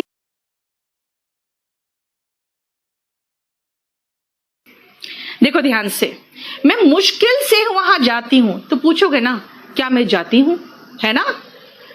वो मुश्किल से ही कभी कभार ही लेट आती है, कभी कभार ही लेट आती है, तो पूछोगे क्या आती है ना? इट हैज स्केर्सली अफेक्टेड अस। मान लो कोरोना की बात हो रही है, गांव में जो लोग बैठे हो कहेंगे यार हम पर तो मुश्किल से ही कोई असर हुआ है ना? तो फिर पूछेगा क्या असर हुआ है हम पर, यही पूछेगा। They had got barely anything to eat, उनके पास मुश्किल से ही कुछ खाने के लिए था, है ना? तो मुश्किल से कुछ खाने के लिए था तो क्या कहेगा, क्या कुछ था? And it is neither fish nor fall का मतलब समझना ध्यान से, ध्यान से सुनना इसको। ये एक फ्रेज है, जब कोई व्यक्ति ना किसी कैटेगरी में फॉल करेगा ना, यानी कि ना ही वो फिश है और ना ही चूजा है। चूजा समझते हो ना, कोई मुर्गी का बच्चा हो या कोई ऐसा चीज का बच्चा जिसको हम लोग खाते हो, यानी कि पंछी का ऐसा, जैसे फिश हो, जैसे वो हो गया, चिकन हो गया, डक हो गया, इसकी बात कर रहे हैं, है ना? तो आप सुनो ध्यान से, it is neither fish nor fall का मतलब क्या है कि ना ही चूजा है और ना ही फिश है। इसका मतलब किसी भी व्यक्ति की अगर हम बात करें जो किसी कैटेगरी का नहीं है, यार मिडिल क्लास व्यक्ति कोई ध्यान नहीं देता, ना ही सरकार ध्यान देती है और ना ही कोर्ट ध्यान देता है। क्यों भाई? ना ही हम इस कैटेगरी को ना ही इस कैटेगरी को, हमारा कोई औकात ही नहीं है। We are neither fish nor fowl, है ना? उसी तरह से जैसे आप जब थोड़े बड़े होते हो लेकिन पूरी तरह से व्यस्त नहीं हो जाते हो, तो बच्चे कहते हैं तुम्हारे साथ नहीं खेलूंगा, तुम बड़े हो चुके हो। बड़े कहते हैं जाकर बच्चों के साथ खेलो, यहाँ बड़ों के बीच में क्यों बैठे हो? तो उस समय आपकी हालत क्या होती है, ना घर का ना घाट का, वही हाल है, नीदर फिश नॉर फॉल। ठीक है, समझ में आ गया? बोलो यहां तक कोई प्रॉब्लम आपको? क्लियर? यानी इन शब्दों का ध्यान रखना, ये अगर वाक्य में आ जाए तो क्वेश्चन टैग पॉजिटिव होगा। क्यों? क्योंकि ये शब्द वाक्य को कंप्लीटली नेगेटिव बना दे रहा है। ठीक है, नेक्स्ट चलिए, तो देखिए, विशाल उसका उपाय करवा रही हूं बेटा, 15-20 दिन तो लगेगा, रुक जाओ।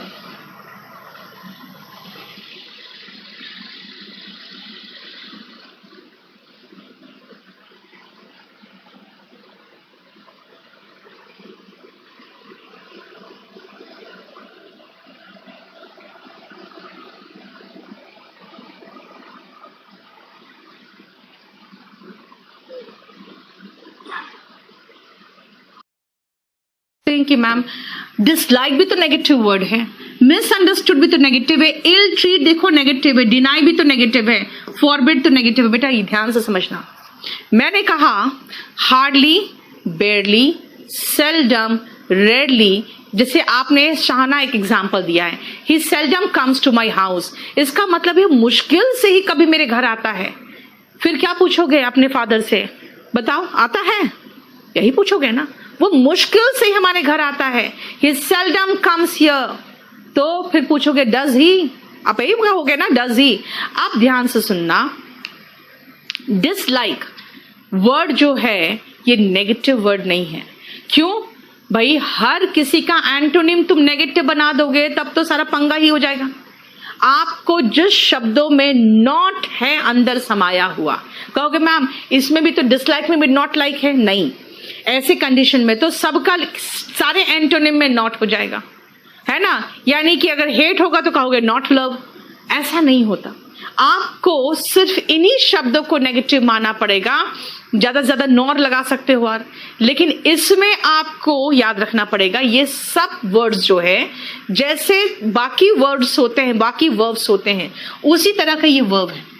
अगर आप पूछोगे तो क्या पूछोगे, खुद सोचो। वो मुझे नापसंद करता है, वो मुझे नापसंद करता है। फिर पूछोगे क्या नापसंद नहीं करता, यही पूछोगे ना। उसके बाद नेक्स्ट सुनो, तुमने कंसेप्ट को गलत समझ लिया है, क्या नहीं समझा, ठीक है ना, ऐसे तो पूछोगे ना। इसीलिए ये सारे शब्द आपके नेगेटिव नहीं है, ये शब्द नेगेटिव नहीं है, ये शब्द नेगेटिव नहीं है, ये वाक्य को नेगेटिव नहीं बना रहा है। अगर वाक्य को नेगेटिव नहीं बना रहा है तो क्वेश्चन टैग क्या होगा? भाई ये सेंटेंस पॉजिटिव है तो क्वेश्चन टैग नेगेटिव होगा। जैसे इस व्यक्ति ने इनकार कर दिया कि चोरी उसने नहीं की है, यानी अगर मैं कहूं उसने तो इस बात का खंडन कर दिया कि चोरी उसने नहीं की है ना, उसने चोरी की है इस बात का खंडन कर दिया। फिर आपसे कहूंगी बताओ क्या खंडन नहीं किया, ऐसे बोलोगे ना, क्या खंडन नहीं किया। फिर वो हमें मना करता है वहां जाने से, वो मुझे मना करता है वहां जाने से, तो पूछोगे क्या मना नहीं करता? ठीक है, यस आई वॉज इल का वॉजंट आई होगा। यस क्लियर, समझ में आया? इसका मतलब 6 to 10 में देखिए शब्द नेगेटिव नहीं है, इनको पिछले वाले नेगेटिव शब्दों से कंफ्यूज मत करिए। तो फिर कैसे याद रखोगे? भाई नेगेटिव वर्ड्स याद हो गया, hardly, बेयरली, scarcely, seldom, never, not, neither, है ना, बस यही सब तो है और कुछ नहीं, है ना। इसीलिए इनको आप उसमें शामिल मत कर देना। क्लियर? देखो अब लिटिल ऑफ यू से याद रखना आप लोग, हम लोग 9th सेंटेंस से हम लोग चलेंगे नेक्स्ट क्लास में, ठीक है ना। 9th सेंटेंस से हम लोग नेक्स्ट क्लास, 9th पेज से हम लोग नेक्स्ट क्लास में चलेंगे। आ जाओ लीगल टर्म्स में जो हम लोग कर रहे थे।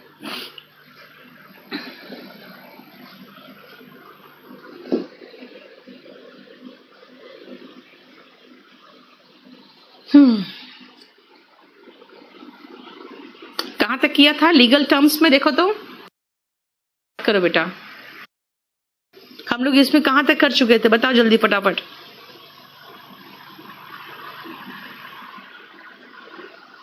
इन क्राइम जो होता है ना, इसका वन वर्ड है, दैट इज accomplice, नहीं और कोई नहीं होगा। तभी तो एक बार मैंने कह दिया आपको, समझा दिया, वन वर्ड है। कई बार इसके अलावा कोई और वर्ड पे टेंशन ही मत लेना, बाकी कोई वर्ड नेगेटिव नहीं होगा। चलिए आ जाओ।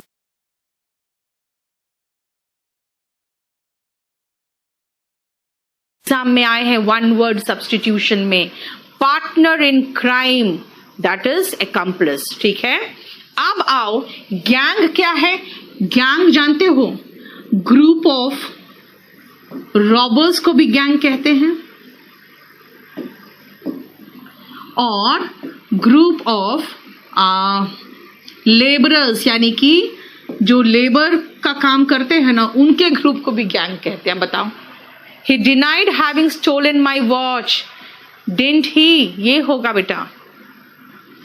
मैं having क्यों आया? deny ऐसा वर्ब है जिसके बाद gerund आता है, ठीक है। 4 से कराना है, पेज 3 में 4 से कराना है, सॉरी पेज 3 में 4 से कराना है। ओके अब सुनो ध्यान से, void from the beginning, बेटा from the beginning कोई गलत वर्ड नहीं था, लेकिन बेस्ट वर्ड है हमारे पास जो है एब initio. What is the meaning of एब इनिशियो?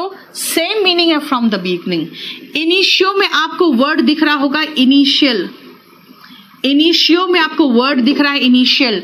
इनिशियल का मतलब ही तो होता है शुरुआत में, शुरुआत, है ना। इसीलिए इनिशियल का भी देखो, हाँ ठीक है। अब ये देखो जरा ध्यान से, इनिशियो, एब इनिशियो का मतलब ही होता है शुरुआत में, ठीक है। He ran with the loot, what is the meaning of loot? Hindi word है लेकिन इंग्लिश में यूज होता है, लूट का माल को लूट कहते हैं। ही रैन, रैन नहीं होगा ना, रैन अवे होना चाहिए, और रैन अवे मिलकर पता है क्या होता है? फ्लेड होता है। इसलिए ध्यान रखना, फ्लेड के साथ अवे लगा दोगे ना तो गलत हो जाएगा, सुपरफ्लुअस हो जाएगा। अब देखो, रन अवे नहीं है तो गलत है, यहां फ्लेड के साथ अवे है तो गलत है। फ्ली तो फ्ली भाई भाग गया, खत्म है मामला। फ्ली नहीं, फ्लेड होता तो सही होता, तो बचा एब्सकॉन्डेड। एब्सकॉन्ड का मतलब ही होता है भाग जाना, एब्सकॉन्ड का मतलब ही होता है भाग जाना। सौरभ इसका मैं ये थोड़ा सा लेट आपको मिलेगा, लेकिन इसका पूरा कंप्लीट हम आपको ऐड करके दे देंगे। बेटा इंसेप्शन का मतलब ये होता है बिगनिंग, इंसेप्शन का मतलब ये होता है शुरुआत, लेकिन जो लीगल वर्ड है वो चाहिए ना मुझे। इसीलिए कोर्ट में कहा जाता है दिस मैरिज वॉज वॉइड एब इनिशियो, मतलब शुरू से ही वॉइड था। ठीक है, नेक्स्ट आओ, he was booked for helping in suicide. What is the meaning of helping? Helping का मतलब हुआ सहयोग करना। अब सहयोग करना सुसाइड में तो भाई ठीक तो है, लेकिन हेल्पिंग से ज्यादा अच्छा वर्ड चाहिए ना हमें, लीगल वर्ड एबेटमेंट होता है। What is abatement? एबेटमेंट का मतलब होता है helping in doing something wrong.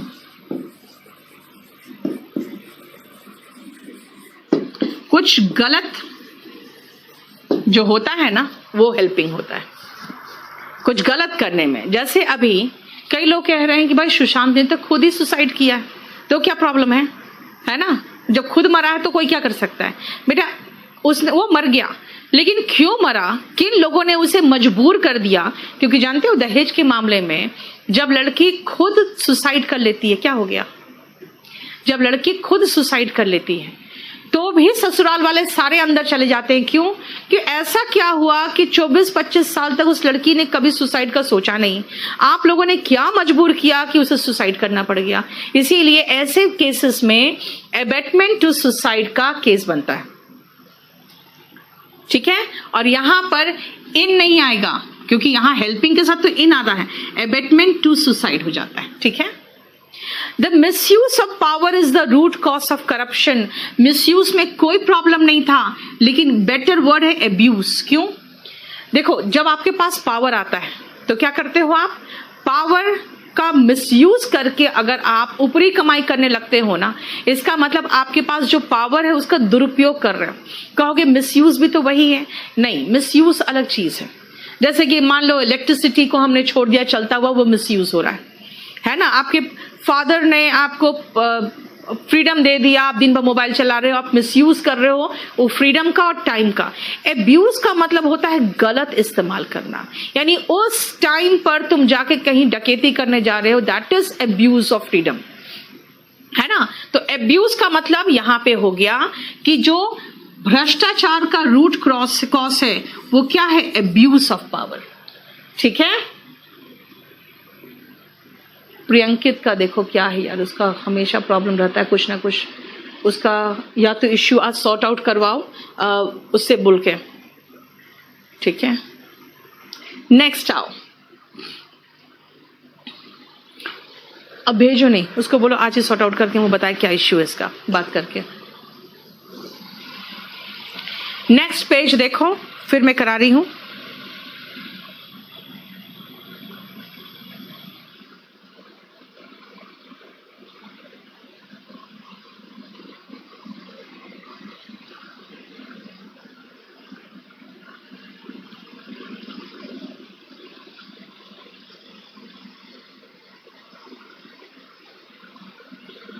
चलिए देखिए,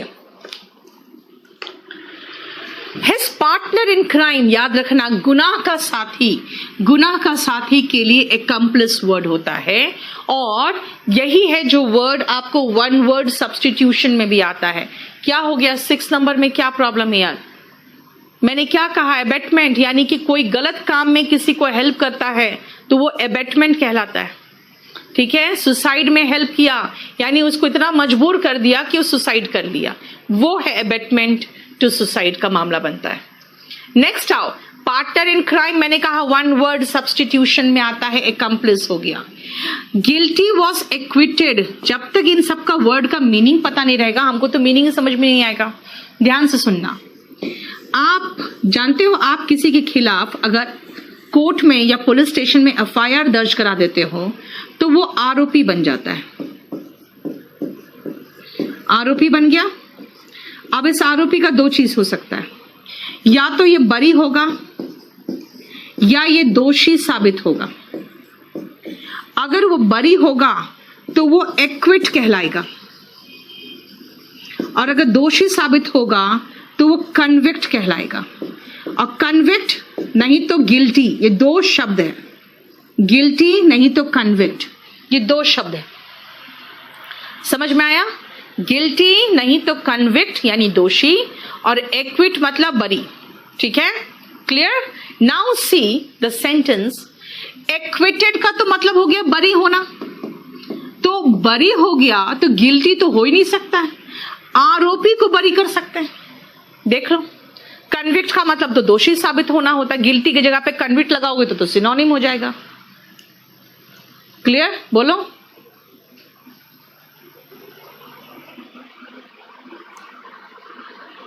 मनजिंदर, जब तक पढ़ोगे नहीं तब तक कैसे आपको कोई कल्प्रिट का मतलब बेटा वही होता है, कल्प्रिट का मतलब भी दोषी होता है। ठीक है, कल्प्रिट इनफैक्ट लीगल टर्म नहीं है, लीगल टर्म नहीं है कल्प्रिट विश्वनाथ, क्योंकि या तो एक्यूज्ड है, अगर केस खत्म होने के बाद दोषी साबित हुआ तो कन्विक्ट और गिल्टी होगा, और अगर बरी हुआ तो एक्विट होगा। ठीक है, देख लो।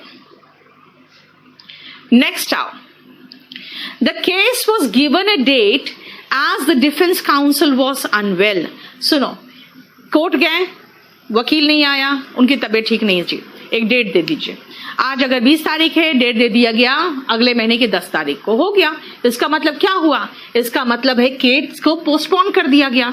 लेकिन बेटा जो केस कोर्ट में पोस्टपोन होता है ना, उसके लिए अच्छा वर्ड होता है एडजर्न। अब पोस्टपोन जैसे मीटिंग वगैरह पोस्टपोन हो जाता है, मीटिंग को हम पोस्टपोन करते हैं। जैसे मान लो कल की मीटिंग है, पता चला कि कल मेरा कहीं जाना बहुत जरूरी हो रहा है, तो मैं कहूंगी कल का जो मीटिंग है ना पोस्टपोन कर दो, तो कोई नहीं आएगा, कोई भी नहीं आएगा। लेकिन कोर्ट में जिस दिन डेट पड़ता है ना, उस दिन कुछ ना कुछ वहां पे कार्रवाई होती है, तब आगे बढ़ता है डेट, है ना। कम से कम हाजिरी लगेगा, किसी का अटेंडेंस लगेगा, जज कुछ पूछेगा, उसके बाद फाइल आगे बढ़ाएगा। इसका मतलब है कि वहां पे कोर्ट में हम एडजर्न करते हैं। ओके, अब मुझे ये बताना कि ये जो पोस्टपोन है इसका उल्टा क्या होगा? पोस्टपोन का उल्टा क्या होता है?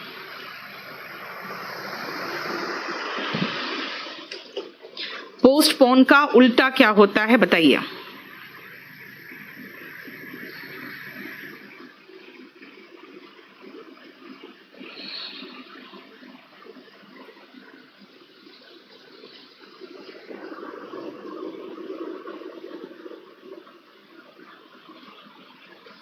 सुनो, पोस्टपोन का उल्टा प्रीपोन होता ही नहीं है।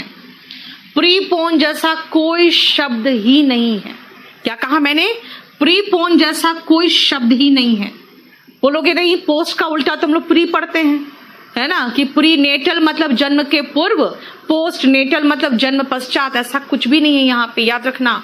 पोस्टपोन जो है ना, जब डेट आगे बढ़ा दिया जाता है तो पोस्टपोन कर दिया जाता है। लेकिन मान लो हमें आज दिया गया कि अगले महीने के 20 तारीख को डेट है, मैं कहूंगी ये बहुत लंबा डेट दे रहे हो आप, थोड़ा छोटा डेट दे दो, है ना। तो जैसे मैंने कहा थोड़ा छोटा डेट दे दो, तो इसका मतलब है 20 नहीं देखे वो 5 तारीख दे दिया अगले महीने का। यानी क्या किया? डेट पहले खिसकाया है, बाद में नहीं किया। याद रखना बेटा, बहुत लोगों ने प्रीपोन लिखा है, प्रीपोन जैसा कोई शब्द ही नहीं है।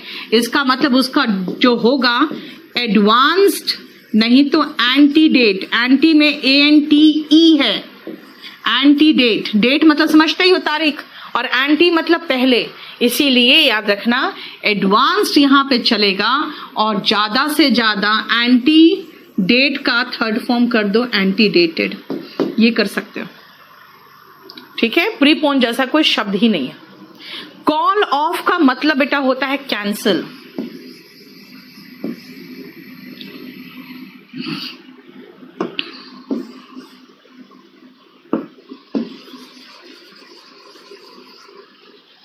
ठीक है,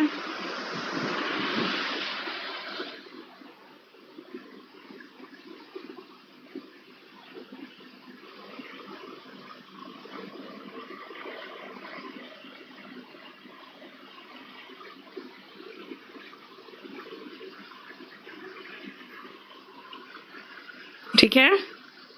और पुट ऑफ का मीनिंग तो समझ में आता है। जैसे कोई चीज में आपका मूड खराब हो जाता है तो क्या कहते हो? It has put me of, है ना। और पुट ऑफ का एक और मीनिंग है, जो कॉल ऑफ है ना, सिनोनिम उसका पुट ऑफ। पुट ऑफ का मतलब डिले है, डिले है। इसका मतलब होता है कैंसिल नहीं करना, डिले करना। ठीक है, वही मैंने कहा, प्रीपोन जैसा कोई वर्ड ही नहीं है, एडवांस्ड होगा। देखो, कॉल ऑन मीन्स बेटा विजिट करना, विजिट करना। कॉल ऑफ का मतलब होता है कैंसिल करना, ठीक है। The meeting was put off, उसका मतलब डिले कर दिया गया, यानी पोस्टपोन का सिनोनिम में आप कह सकते हो पुट ऑफ। क्लियर?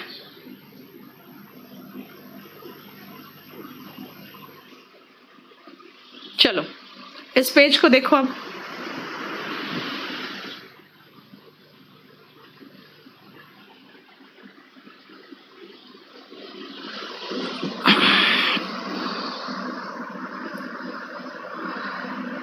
नीचे से जाके चार्जर ले आओ।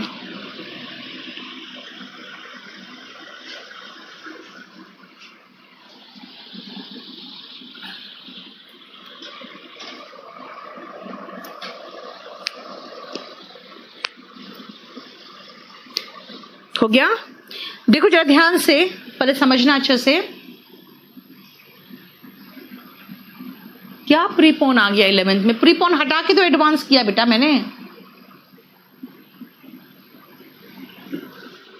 10th में सी ऑप्शन है।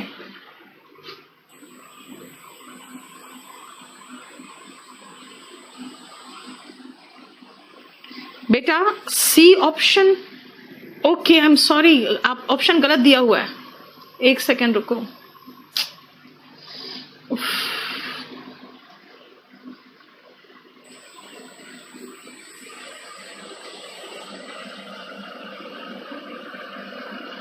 टेंथ में तो ठीक है, 11th में अरे कहाँ कोई प्रॉब्लम है यार। गिवन ए डेट तो मैंने कहा कोर्ट में एडजेंट होता है केस, और 11th में मैंने कहा प्रीपोन जैसा कोई वर्ड नहीं, एडवांस है। ठीक तो है?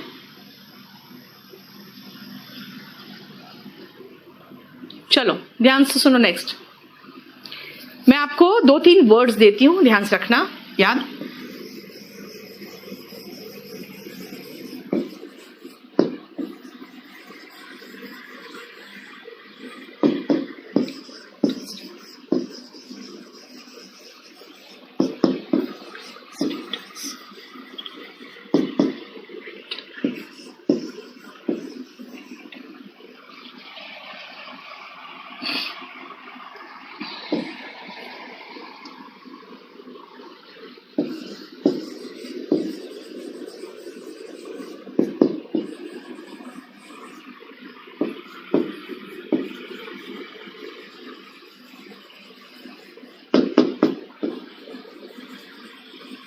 ये 4 समझो।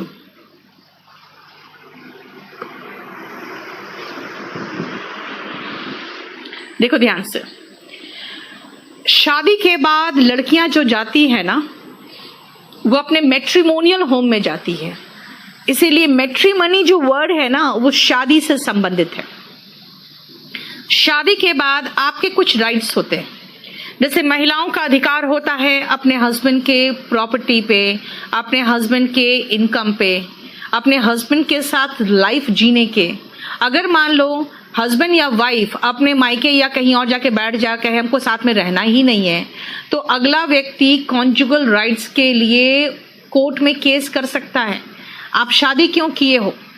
आप शादी के बाद मुझे पूरा अधिकार है आपके साथ रहने का। So that is conjugal rights, यानी कि विवाह के बाद जो राइट्स मिलता है वो कॉन्जुगल राइट्स होता है आपका। Next, marital status. अगर आप कोई फॉर्म भरते हो, अगर आप उसमें जाना चाहते हो आर्मी वगैरह में, तो उसमें जानते हो आपका मैरिटल स्टेटस जो है ना, वो बहुत इंपॉर्टेंस रखता है। आपका मैरिटल स्टेटस बहुत इंपॉर्टेंस रखता है। एक सेकेंड रुकना बेटा। मैरिटल स्टेटस बहुत इंपॉर्टेंस रखता है आपका। इसीलिए शादीशुदा है कि कुंवारे हैं, ये देखो।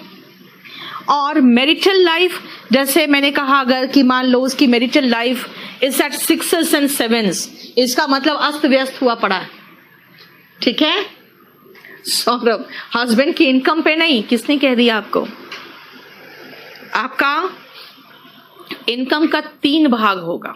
ठीक है, 3 भाग होगा। उसमें एक आपका इनकम का जो भाग है वो आपकी वाइफ का होता है। अगर मान लो माँ बाप ने केस कर दिया तो आपका 1/3 इनकम आपके माँ बाप का होगा। इनकम का 3 भाग है, एक वाइफ का, एक माँ बाप का और एक आपका होता है। ठीक है, चलिए नेक्स्ट आओ। He was booked for adulteration as he had extra marital affairs. आप देखो एक्स्ट्रा मैरिटल अफेयर्स में भी मैरिटल वर्ड है ना, इसका मतलब होता है विवाहित संबंध, यानी कि शादी किसी और से और किसी और के साथ संबंध है। ठीक है ना, अपार्ट फ्रॉम मैरिज। ऐसे लोगों के लिए जो केस होते थे, है नहीं होते थे, वो एडल्ट्री होता था। Adultery is having extra marital affair. ठीक है, ठीक है। अब आओ, ये परजुरी क्या है बेटा, इसको बाद में करेंगे, ये अपने में एक क्वेश्चन है। नेक्स्ट आओ, मिसकंडक्ट। मिसकंडक्ट का मतलब होता है गलत काम। अगर आप रिश्वत लोगे तो वो भी तो मिसकंडक्ट है ना। ठीक है, नेक्स्ट आप 15 में, His excuse of being out of India does not hold water. Does not hold water idioms and phrase में आता है। इसका मतलब है कि cannot be substantiated, यानी cannot be proved।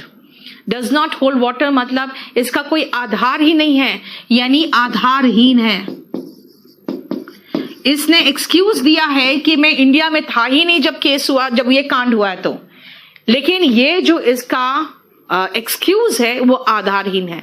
याद रखना, जब आप कोई ऐसा एक्सक्यूज देते हो कि आप वहां पर थे ही नहीं जहां पे क्राइम हुआ है, तो उस एक्सक्यूज के लिए बेस्ट वर्ड जो है वो एलिबाई है। उस एक्सक्यूज के लिए जो बेस्ट वर्ड है वो है एलिबाई। ठीक है, मैरिटल स्टेटस, मैरिटल लाइफ। बेटा marital word is an adjective जिसका मतलब है विवाह से रिलेटेड, विवाह से रिलेटेड। अगर मैं कहूं his marital life is at 6s and 7s, यानी कि उसका विवाह का जो लाइफ है, जिंदगी है, शादी के बाद की जिंदगी, वो अस्त व्यस्त है। ठीक है, परजुरी मैंने कहा रुक जाओ, परजुरी अभी नहीं बताऊंगी मैं आपको, कंडोन भी नहीं बताऊंगी, कंडोन भी आगे है। ठीक है, ये सारे आपके वर्ड्स जो है आ जाओ। नेक्स्ट देखो जरा, एक एक वर्ड समझा रही हूं बेटा, ये सारे वर्ड्स वन वर्ड सब्स्टिट्यूशन में एग्जाम में आते हैं। ठीक है, थैंक यू अनूप। अनूप नाप है ना आपका, क्या है, अनूप है कि अरूप है? मुझे तो दूर का कम दिखता है। अरे तुमसे पूछ रही हूं मैं, अनूप है, चलो। हाँ,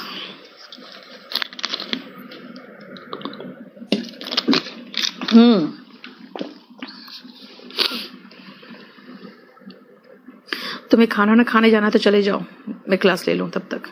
अच्छा ये लगा के जाना नेक्स्ट क्लास। चलो, death resulting from burning a house is murder. ध्यान से देखो बेटा, बर्निंग अ हाउस, जब भी कोई बर्न अ हाउस, बर्निंग की बात होती है ना, ऐसे ही कोई देखते हो कुछ लोगों को, एलिबाई मतलब बेटा एक्सक्यूज होता है कि मैं कहीं और था। कॉन्जुगल का मतलब है बेटा सेम है, शादी से संबंधित, विवाह से संबंधित। क्या हुआ इसमें, क्या प्रॉब्लम हो गया?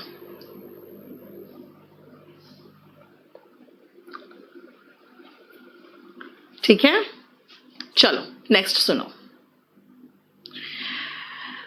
कुछ भी जला रहे हैं, कहीं पर भी कुछ भी जला रहे हैं, ठीक है ना, इसका मतलब क्या है, कुछ भी जला दोगे तो आपको सीधा अंदर कर दिया जाएगा। क्यों?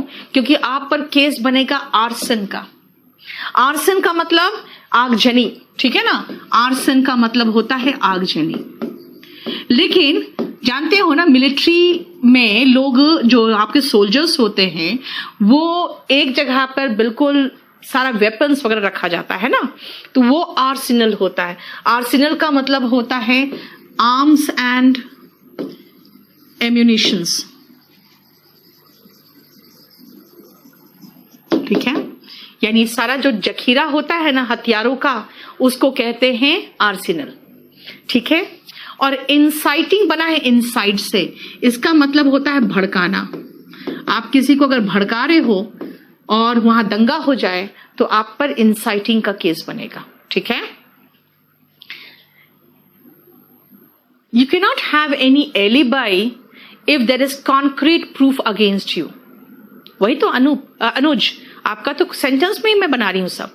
At 6s and 7s, हाँ अनवर, मैंने कहा at 6s and 7s, इसका मतलब क्या हुआ? अस्त व्यस्त. His marital life is at 6s and 7s. इसका मतलब अस्त व्यस्त हो गया. अब आओ नेक्स्ट देखो 17 में, dash of contract is an offence. याद रखना, ब्रीच ऑफ कॉन्ट्रैक्ट वर्ड है, मतलब जब आप किसी के साथ किसी तरह का कॉन्ट्रैक्ट करते हो, एग्रीमेंट करते हो, और अगर उस एग्रीमेंट को तोड़ते हो तो आप पर वो केस कर सकता है, क्योंकि वो एक ऑफेंस है. ब्रीच ऑफ कॉन्ट्रैक्ट का मतलब हुआ कि आपसी जो सहमति से हमारे बीच में जो एग्रीमेंट है ना, उसको तोड़ना. Breach of contract. बोलोगे ब्रीच का मतलब भाई ब्रेकिंग ही तो हुआ, डिसरिगार्डिंग ही तो हुआ, डिसरेस्पेक्टिंग ही हुआ, यानी तोड़ना, उसका अवमानना करना, उसको नहीं मानना, है ना, तो वही तो हुआ. लेकिन एग्जैक्ट वर्ड क्या है? ब्रीच है. मैरिंग ट्वाइस, बेटा बिगैमी होता है, इसको बाइगैमी मत बोलना, बिगैमी. देखो गैमी जो वर्ड है ना, वो शादी से रिलेटेड वर्ड. कैसे बना है याद रखना. आपके फ्लावर्स जो होते हैं ना, उसमें मेल जो पार्ट होते हैं वो एंड्रोशियम होता है, फीमेल पार्ट गाइनीशियम होता है, और दोनों मिल के जब एक पॉलिनेशन के बाद बनाता है वो गैमेट्स बनाता है ना. तो गैमी इज द रूट ऑफ शादी. इसलिए मोनोगैमी इज एक विवाह. 2 विवाह कर लोगे तो बिगैमी एक क्राइम है इंडिया में, और जब बिगैमी ही क्राइम है इंडिया में तो बहुविवाह तो सोच भी नहीं सकते हो, है ना. बहुविवाह तो सोच भी नहीं सकते हो. एक सेकेंड बेटा.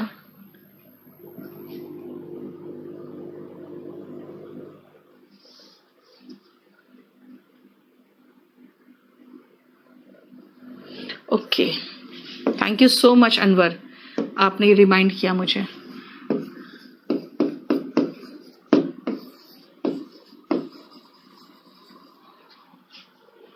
देना मेरा फोन. क्या कर रहे हैं?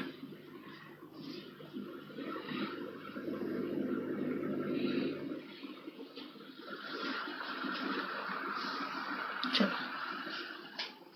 थैंक यू अनवर, आपने यहाँ रिमाइंड कर दिया मुझे, मेरा करेक्शन हो गया कम से कम. चलिए अब आओ नेक्स्ट पॉइंट पे, ध्यान से सुनना. पॉलीगैमी मतलब बेटा बहुत सारी विवाह.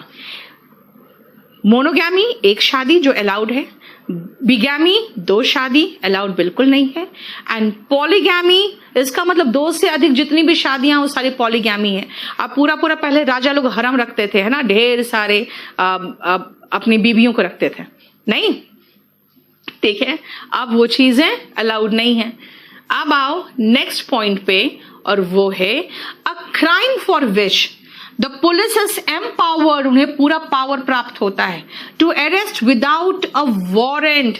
ऐसे क्राइम को कॉग्निजेबल ऑफेंस कहते हैं. अब जैसे कुछ ऐसे क्राइम्स होते हैं, अब थोड़ा बहुत लड़ाई झगड़ा आपका बीच में हुआ, ठीक है, तो आप क्या करोगे? आप स्ट्रेट अवे पुलिस स्टेशन में अगर मामला गया, वहीं से बेल हो गया, वहीं से बेल हो जाता है. लेकिन जिस केसेस में 7 साल से ऊपर की सजा होती है ना, जैसे मर्डर हुआ, उसके बाद रेप हुआ, उसके बाद जैसे कि मारने की कोशिश 307 जो होता है, उन सब मामलों में है ना, स्ट्रेट अवे पुलिस बिना वारंट के अरेस्ट कर सकती है, और उसका बेल लेने के लिए फिर कोर्ट जाना पड़ता है. वो जो केसेस होते हैं वो कॉग्निजेबल ऑफेंस होते हैं. कॉग्निजेबल ऑफेंस का मतलब होता है जिसमें पुलिस को पूरा राइट होता है बिना वारंट का ही अरेस्ट करने का. बाकी में उनको कोर्ट से परमिशन लेना पड़ता है अरेस्ट करने के लिए. ठीक है, तो ये हुआ आपका 19 तक. चलिए इसी पेज तक आज रहने दो. उसके बाद आपका इसमें कुछ करेक्शन हो गया तो मैं करेक्शन करके ही दे दूंगी. ठीक है,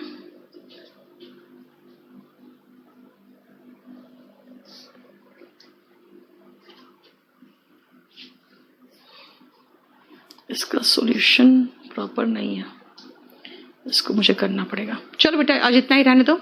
ठीक है, चलिए, थैंक यू सो मच.